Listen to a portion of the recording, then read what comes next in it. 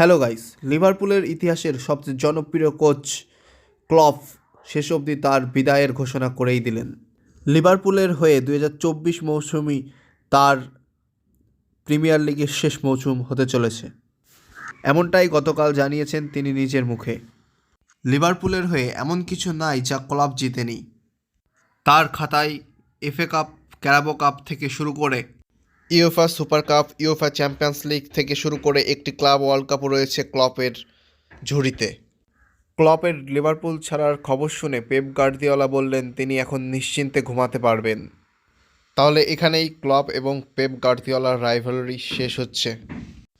কিন্তু Klopp Liverpool ছেড়ে চলে গেলে তখন লিভারপুলের কোচের দায়িত্ব কে নেবেন, এটাই এখন ধোঁয়াশা। আর ক্লপই বা লিভারপুল থেকে বিদায়ের পর কোথায় যাবেন? তিনি কি জার্মান ন্যাশনাল টিমের কোচ হবেন?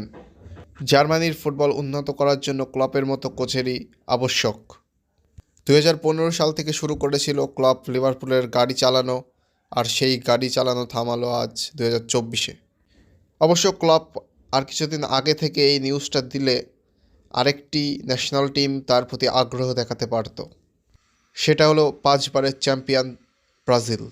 ব্রাজিল খুঁজছিল একজন দক্ষ কোচ, সেই জায়গাটা পূরণ ক্লপ ভালোভাবেই করতে পারত।